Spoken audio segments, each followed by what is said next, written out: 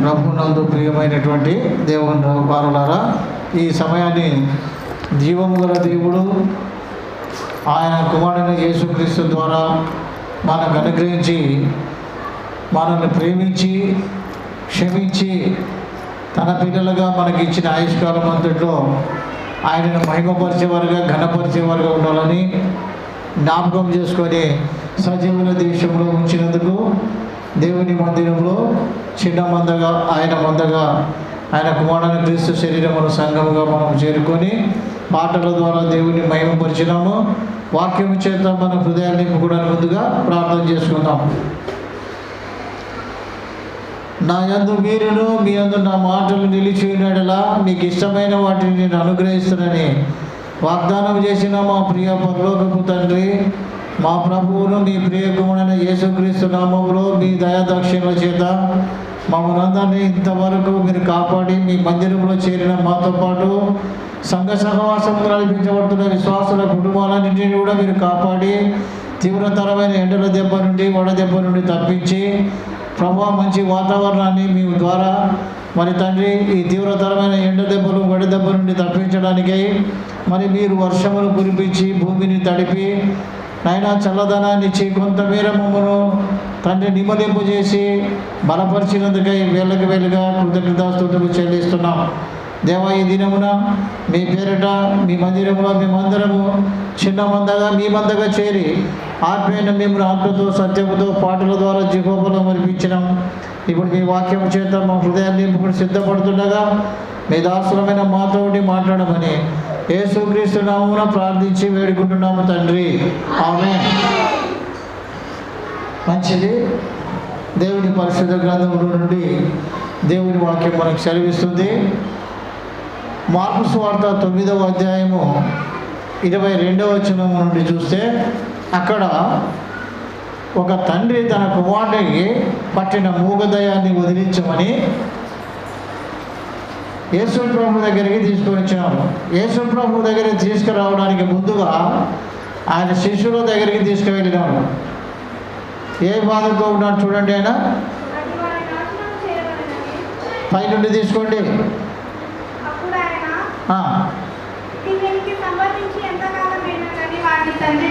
ఇంకా పైనుండి తీసుకోమ్మా.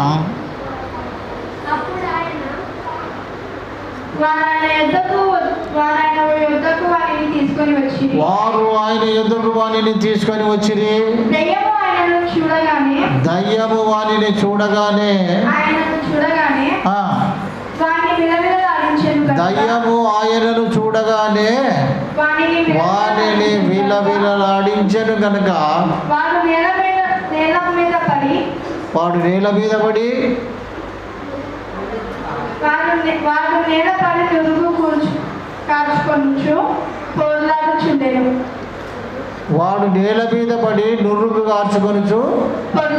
పొర్లాడుచుండెను.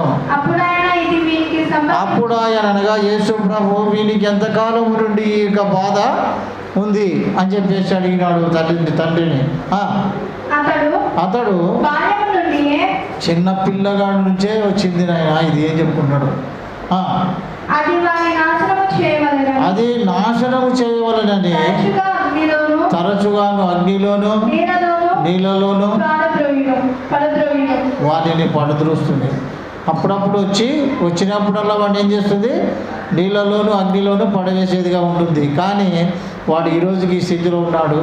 ఈ స్థితి నుండి తప్పించబడాలని నీ శిష్యుల దగ్గరికి వెళ్ళినాము, అయితే వారు ఏమి చేయలేకపోయినారు. మరి నీ దగ్గర ఏమైనా అవుతుందేమని నీ మీద నమ్మకంతో నీ దగ్గరికి వచ్చినాము అని చెప్పి ఆయన అడిగితే మరి ఆయన అంటున్నాడు, చదవమా. అందుకు యేసు,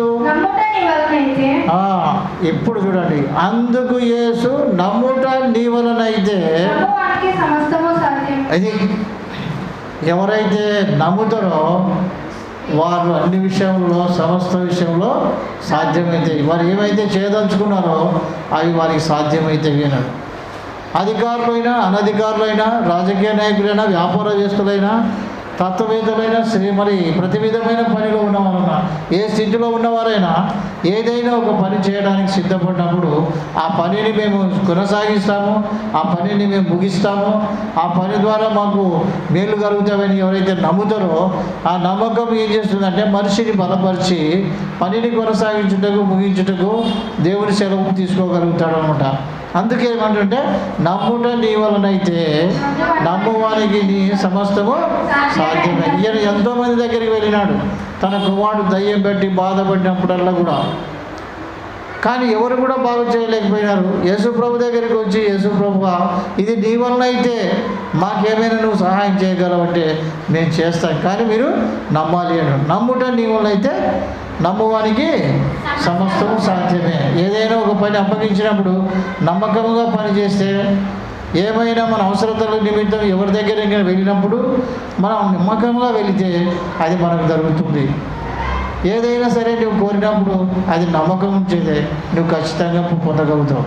అందుకే యేసుప్రభు ఒకటే మాట చెప్తున్నాడు, ఎవరైనా సరే ఆయన దగ్గరికి వచ్చినప్పుడు అమ్మా నువ్వు నమ్ముచున్నావా, అయ్యా నువ్వు నమ్ముచున్నావా, యేసుప్రభు దేవుడు అయినాడని నోటితో ఒప్పుకొని హృదయమందు విశ్వసించి పాపక్షమాపణ నిమిత్తం నీటిలో బాప్తిసం పొందిన వారైనా, యేసుప్రభు నమ్మని వారినైనా ఆయన దగ్గరికి వచ్చినప్పుడు నువ్వు నమ్ముతున్నావా, నేను బాగు చేస్తానని నువ్వు నమ్ముతున్నావా అంటే నమ్ముతున్నాను ప్రభువా, అపనమ్మకం ఉండకుండా మాకు సహాయం దయచేయని చెప్పి మొరపెట్టినప్పుడు నీ విశ్వాసమే నిన్ను స్వస్థతపరుస్తుంది, నీ నమ్మకమే నీకు బాగు చేస్తుంది, నీ యథార్థత నీకు భక్తి నిన్ను బాగు చేస్తుంది అని చెప్పేసి అన్నాడు. అందుకొరకే నమ్మకముగా ఎవరైతే బ్రతుకుతారో వారందరూ కూడా దేవునిలో వారు ఎటువంటి వాళ్ళు కూడా అంటే సామెత గ్రంథం 28వ అధ్యాయము 20వ భాగంలో సెలవిస్తున్నాడు. నమ్మకం అనేది ప్రతి మనిషికి చాలా అవసరం. నమ్మకమైన వానికి ఏం కలుగుతాయమ్మా? ఎవరికి? నమ్మకంగా ఉండిన వారికి. దేవుని పని విషయంలో యథార్థతతోనూ భక్తితోనూ భయముతో బాలుడైన సమయంలో ఏ విధంగా తల్లిదండ్రులకు దూరంగా ఉండి చిన్న పిల్లవాడుగా ఉన్న ఒక దైవజనుడి దగ్గర పెరిగి దైవజనుడు చెప్పినట్లుగా చేసుకుంటూ దైవజనుడు చెప్పినట్లుగా కార్యములను మరి ముందుకు కొనసాగిస్తూ ఎదిగినాడో, అలాగే చిన్నపిల్లలైనా పెద్దవాళ్ళైనా దేవుని మీద నమ్మకం ఉంచిన వారు, దేవుని దగ్గరికి వచ్చి దేవుని వాక్యం వినాలని ఆశపడేవారు దైవజనులు చెప్పినట్టుగా దేవుని వాక్యం ద్వారా పెరిగి పెద్దవారు అయ్యేవారు అంటాడు. ఇక్కడ దైవజనుడైనటువంటి ఏలీ దగ్గర ఎవరున్నారు? సమూయేలు ఉన్నాడు.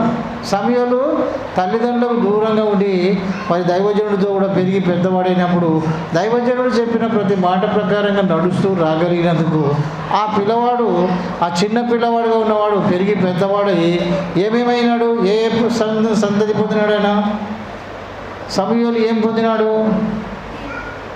ఆయన చిన్నపిల్లవాడుగా ఉన్నప్పటి నుంచి పెరిగి పెద్దవాడైనాడు. కానీ సమూయేలు ఇంత పెద్దవాడైనాడు కారణం ఏమంటే దేవుని మందిరంలో, దేవుని సంఘంలో, సేవకుల మధ్యన పెరిగి పెద్దవాడైనాడు కాబట్టి నమ్మకంగా పనిచేస్తున్నాడు. కొంత అచ్చట కొంత ఇచ్చట కాకుండా మంచి విషయాల్లో ఆసక్తి కలిగి పెరిగి పెద్దవారు అవుతున్నారు కాబట్టి ఆయన ఏమన్నాడు? ఒక న్యాయాధిపతిగా, ఒక ప్రవక్తగా పెరిగి పెద్దవాడైనాడు.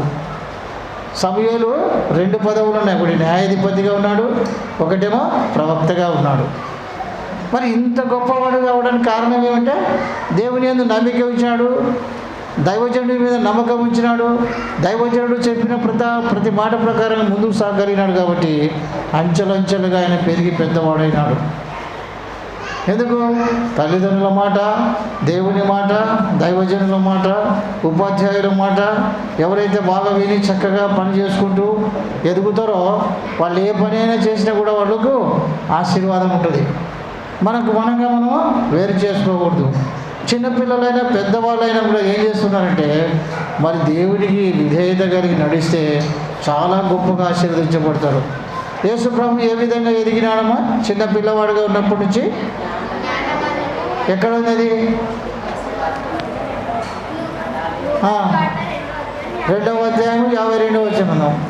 50 ఇది 42వ వచనం, 42 40 కూడా చూడండి.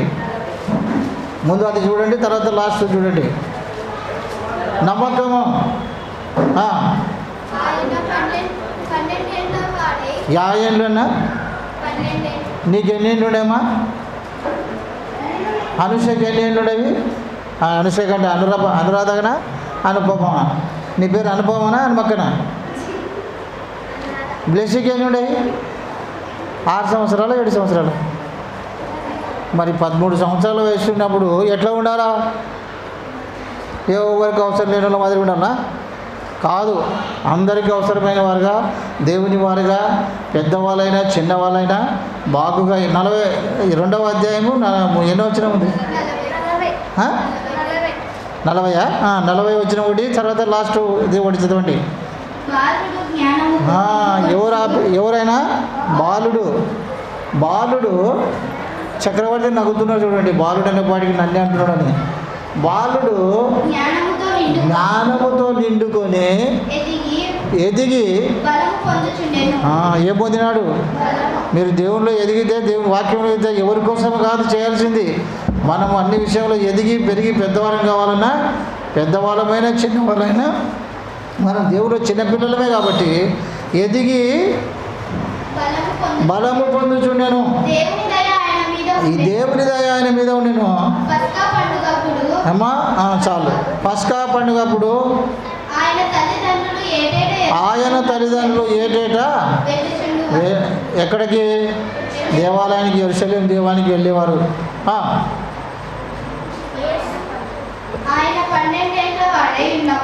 ఎన్నేళ్ళ వాడు? 12 ఏళ్ళ వాడైనప్పుడు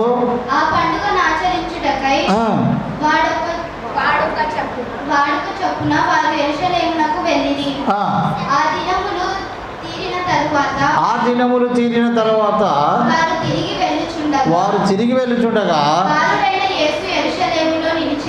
ఎవరు?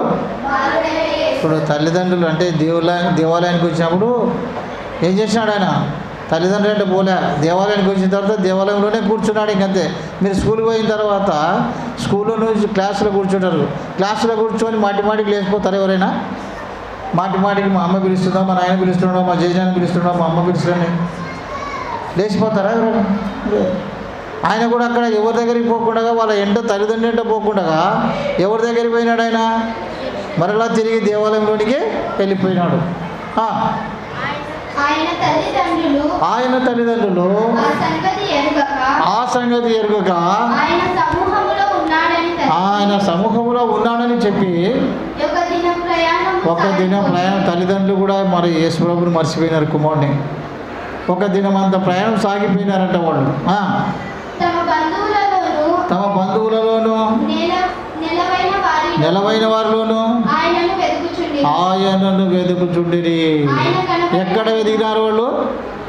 బంధువులలోనూ నెలవైన వారిలోనూ. యేసుప్రభు నా కుమారుడు కనపడడం లేదని వెతుకుతూ వచ్చినారు, కానీ దొరకలే.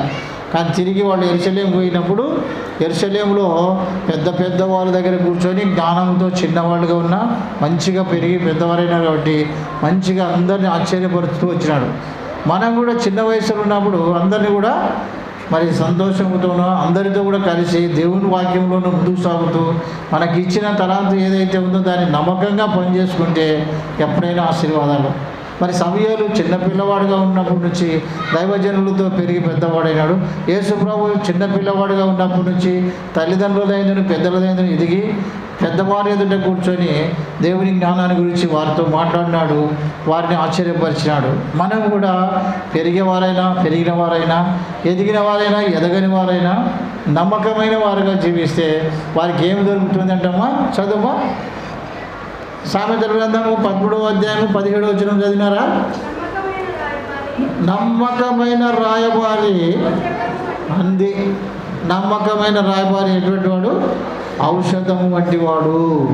వీళ్ళందరూ కూడా మనకందరికీ దేవుని మాటగా ఔషధం లాంటి వారు. రోగికి ఔషధం ఎట్టనో పాపికి కూడా దేవుని వాక్యం అంత అవసరమైంది. పాపికి కూడా దేవుని రక్తము చాలా అవసరమైంది.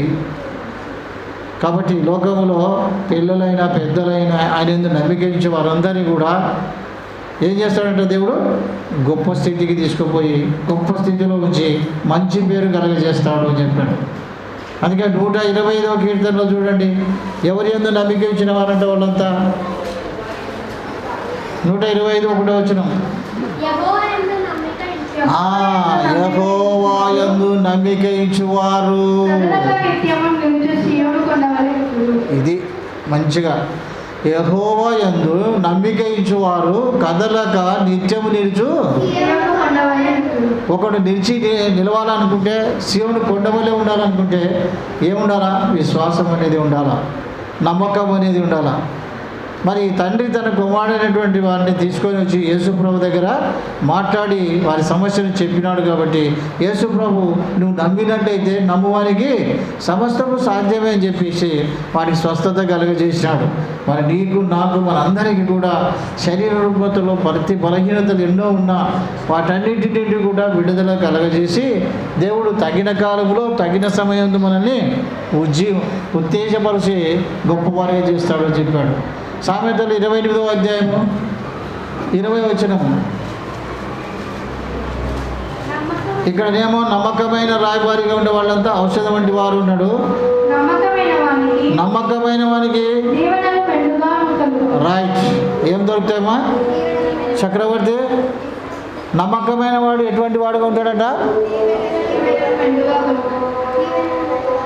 నమ్మకమైన రాయబారి ఎటువంటి వాడు? ఔషధం వంటి వాడు. నమ్మకమైన వాడుగా బ్రతికితే దీవెనలు కలుగుతాయి అన్నాడు. మరి వీళ్ళు చిన్నపిల్లలుగా ఉన్న నమ్మకముగా పెద్దల ఎదుట ఉండి బాగా బతికి పెరిగి పెద్దవారైన కాబట్టి ఉన్నతమైన స్థితిని తెచ్చుకున్నారు. మరి మనమందరం కూడా దేవుని ఎడల, దైవజనుల ఎడల, మరి టీచర్ ఉపాధ్యాయుల ఎడల, పెద్దల ఎడల మరి నమ్మకంగా బ్రతికి వారు చెప్పినట్టుగా చేసుకుంటూ ముందుకు సాగేవారు ఉంటే దీవెనలను దేవుడు వర్షంలో కుమ్మరించి గొప్పగా చేస్తాడు అని చెప్పినాడు. అందుకే నమ్మకమైన రాయబారి ఔషధం వంటి వాడు, నమ్మకమైన వానికి మెండైన దీవెనలు అవసరమవుతాయి. కాబట్టి మత్తయి సువార్త 25వ అధ్యాయంలో తలాంతులు ఇచ్చినాడు. తలాంతులు ఇస్తే తలాంతులు ఉపయోగించిన వాడిని బలా నమ్మకమైన మంచి దాసుడు అన్నాడా? తలాంతులు ఉపయోగించని వాడిని బలా నమ్మకమైన మంచి దాసుడు అన్నాడా? బ్లెస్సి బాగా వింటున్నట్టుంది. ఓకే, ఎవరిని నమ్మకమైన బలా నమ్మకమైన మంచి దాసుడు అన్నాడు? తలాంతులు సంపాదించిన వాడిని. వెరీ గుడ్, బ్లెస్సి చాలా బాగా వింటుంది ఇది. తలాంతులు సంపాదించిన వాళ్ళు ఏం తీసుకొచ్చినాడు? అయ్యా నువ్వు నాకు ఇచ్చిన 5 తలాంతులకు ఏమన్నాడు అనురాధా? 5 తలాంతులకు సంపాదించినాడు.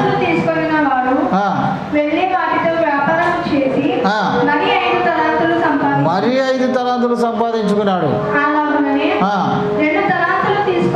2 తలాంతులు తీసుకొని వాడు మరి 2 సంపాదించినాడు. అయితే 1 తలాంతు తీసుకున్నవాడు వెళ్ళి భూమి త్రవ్వి నెక్స్ట్ ఇంకా బహుకాలమైన తర్వాత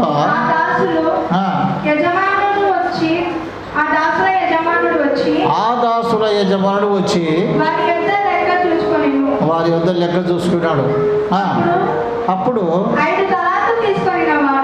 ఇప్పుడు ఏమన్నాడు? 5 తలాంతులు తీసుకున్నవాడు మరి 5 తలాంతులు తెచ్చి, అయ్యా ఎన్ని తలాంతులు ఇచ్చినవాడమ్మా ఆయన? 5 తలాంతులు ఇస్తే నువ్వు 5 ఇస్తే నేనేం చేసిన? 5కి 5 సంపాదించినాను అన్నప్పుడు ఏమన్నాడు? అయ్యా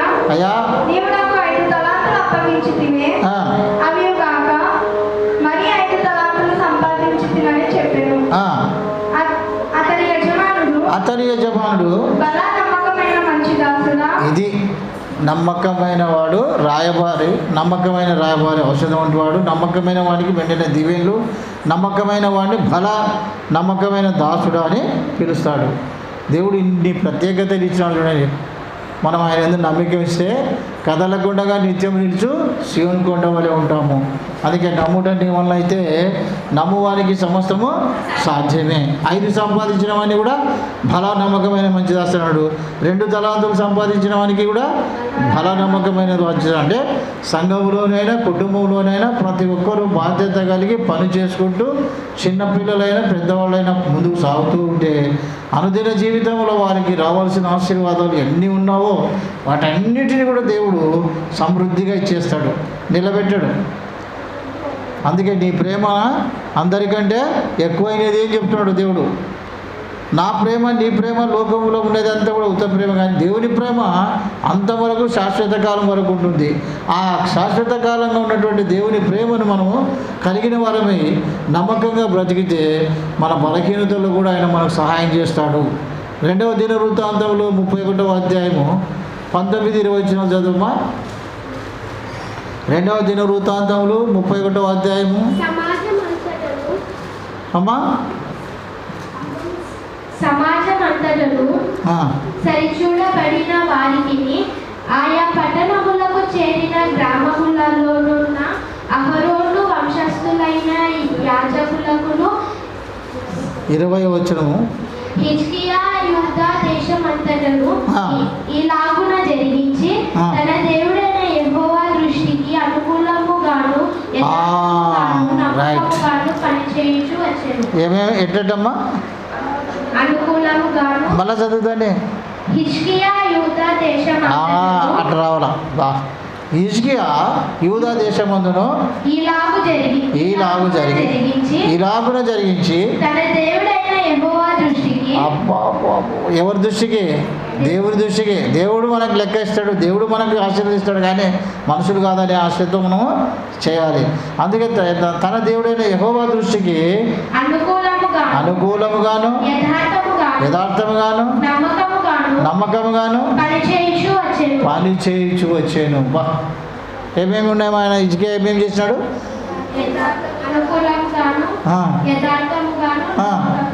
మూడు అట్లా. అది ఆయన ఆ విధంగా చేయగలిగిన రాజు అయినా కూడా అన్ని విషయంలో అందరిలో కూడా అనుకూలంగా ఉన్నాడు, నమ్మకంగా ఉన్నాడు, తర్వాత యథార్థంగా ఉన్నాడు. 3 పాయింట్లు ఉన్నాయి ఆయన దగ్గర. అందుకే దేవుడు మరి ఆయనను ప్రేమించి ఆయనకు జబ్బు వచ్చినప్పుడు, ఏం జబ్బు వచ్చిందమ్మా హిజ్కియాకు చక్రవర్తి? హిజ్కియాకు మరణకరమైన రోగం ఎట్లా వచ్చింది, ఎక్కడ వచ్చింది, దేని ద్వారా బాగు చేశాడు దేవుడు?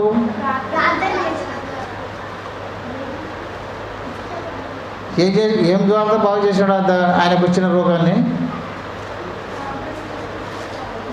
అమ్మా దేని ద్వారా బాగు చేసినాడు? ఆయనకు జబ్బు వచ్చింది ఏమిటి?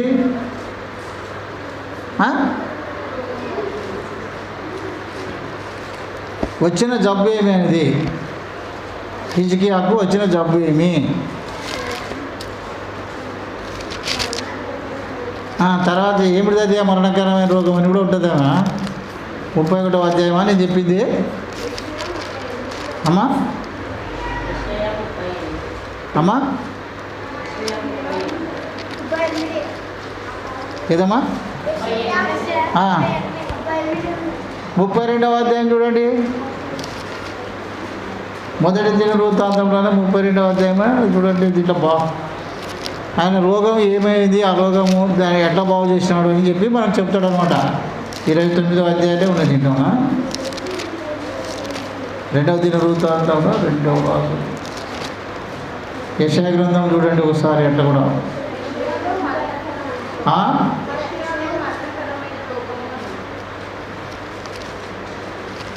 యెషయా గ్రంథము 26వ అధ్యాయము.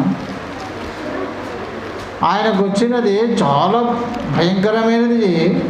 అన్ని రకాలుగా అన్ని విషయంలో కూడా ఆయన భయపడి బ్రతికి దేవుడి వైపు తిరిగి సహాయం కోరినాడు. అందుకే ఆయనకి నీ జబ్బు బాగా అవుతుంది పో అని మళ్ళీ ఎంత ఇచ్చినాడు ఆయుష్కాలము? 15 సంవత్సరాలు. ఓకే చూడండి యెషయా గ్రంథంలో చూడండి 38వ అధ్యాయము 21వ వచ్చిన భాగం.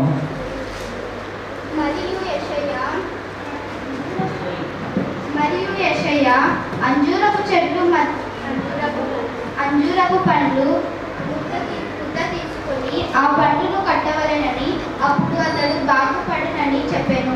మరియు హిజ్కియా నేను యెహోవా మందిరమునకు పోయేదనటకు గురుదేమని అడిగాను. ఏమొచ్చింది? పుండు. ఏం పుండు వచ్చింది? అది ఏం జబ్బు అనేది మనకు ఉంటుంది అనమాట.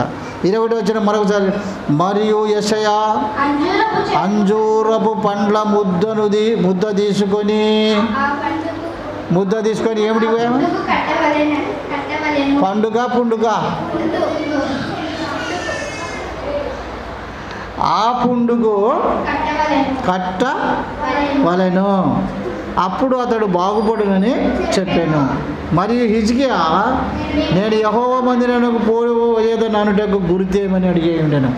అయ్యా, నేను బాగుపడి మళ్ళీ నేను దేవుని మందిరానికి పోతానా అని చెప్పి అడిగినప్పుడు, మరి యూదారాజుని హిజ్కియా ఆరోగ్య విషయంలో ఈ 38వ అధ్యాయంలో 10వ వచనం నుండి మనకు అన్ని విషయాలు తెలుస్తాయి. కాబట్టి ఈయన హిజ్కియా ఏ విధమైనటువంటి స్థితిలో ఉన్నాడు దేవుని ఎడల? అనుపమనే వస్తుందబ్బా అనురాధ. ఏ దాంట్లో ఉన్నాడు నమ్మకంగా హిజ్కియా?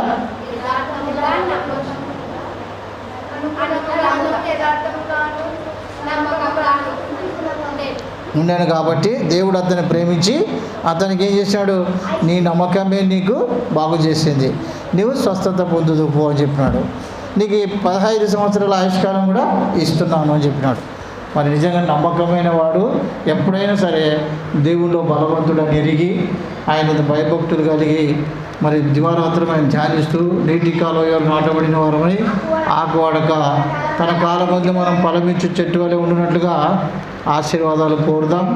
నమ్మకమైనటువంటి వారిగా ఉండి ఆయురారోగ్యంతో జీవితాన్ని దయచేయమని, పడిపోకుండా జాగ్రత్తగా నమ్మకంగా బ్రతికేటట్టు కూడా సహాయం చేయమని కోరుతాం. ప్రకటన గ్రంథం 2వ అధ్యాయం 10వ వచనంలో చిన్నవారికైనా పెద్దవారికైనా ప్రతి ఒక్కొక్కరికి వచ్చే బాధలు ఎన్నో ఉన్నా వాటన్నిటిని బట్టి దేవుడు సెలవిస్తున్నాడు. ఇదిగో మీకు కొన్ని దినములు శ్రమ అంటాడు. ప్రకటన 2:10.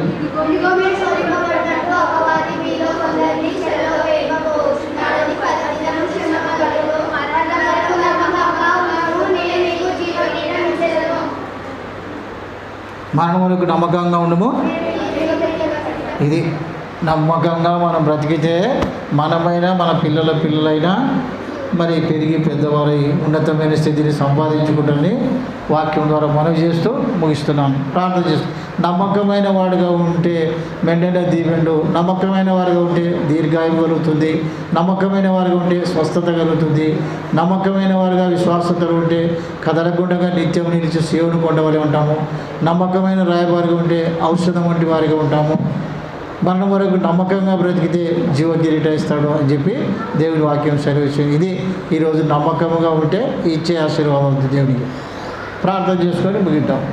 ప్రేమ స్వరూపి దయగల దేవా, మా దినాలు లెక్కించుటకు మీరు మాకు నేర్పించి జ్ఞానోదయం కలగజేసినందుకై వేలుగా వందనాలైనా. ఇప్పటి వరకు తండ్రి అపనమ్మకస్తులుగా ఉంటున్న మైడలో దయచూపి నమ్మకంగా మీరు బ్రతికితే ఔషధం వంటి వారుగా, రాయబారులుగా, మెండైన దీవెనలు కలిగిన వారుగా, నమ్మకమైన వారుగా ఉంటే బల అనిపించుకోవడానికి, నమ్మకమైన వారుగా ఉంటే మా గాయములు మానిపి మాకు తండ్రి కట్టుకట్టి వారుగా ఉన్నారని, నమ్మకమైన వారిగా మరణం వరకు ఉంటే మాకు జీవకిరీటం ఇస్తారని మీ లేఖనం ద్వారా మాకు సెలవిచ్చినారు. బాలుడైన సమయంలో అయితేమి, మా ప్రభుడు మీకుండా క్రీస్తు అయితేమి అనుదిన జీవితంలో పెద్దలదైనను దేవుదైనను వర్ధిల్లి ప్రభువా ఎంతో చక్కగా ఉన్నతమైన స్థితిని సంపాదించుగా, అలాగే మేమైనా మా పిల్లలైనా మీలో ఎదిగి నమ్మకంగా బ్రతికి మీరు ఇచ్చే దీవెనలు పొందుటకు మాకందరికీ మీ కృప దయచేయండి. ఈ సమయంలో ఈ యొక్క కార్యక్రమంలో పాల్పంచుకోలేని వారు ఎంతోమందినైనా వారి స్వకార్యముల నిమిత్తము పనుల మీద ఉంటుండగా మీ కృప కలగనాజ్ఞాపించండి. మీ చిత్తమైతే మరోసారి చేరుకొని వారు కూడా మీ సముఖంలో మీ సన్నిధానంలో కనబడే భాగ్యం దయచేయండి. మాకు ఈ దినాన్ని ఇచ్చి మీ సముఖంలో మీ మందిరంలో మీ సన్నిధానంలో ఉండే భాగ్యాన్ని కలగజేసినారు. అందుకు కూడా మీకు వందనాలు. మీ చిత్తమైతే మాకు వారికి మరొక దినాన్ని ఇచ్చి మీ మందిరంలో చేర్పించి నిన్ను మహిమపరచుట కొరకై మీ దీవెనలను వర్షంలో కుమ్మరించి మహిమ పొందమని యేసుక్రీస్తు నామమున ప్రార్థించి వేడుకుంటున్నాం తండ్రి. ఆమేన్.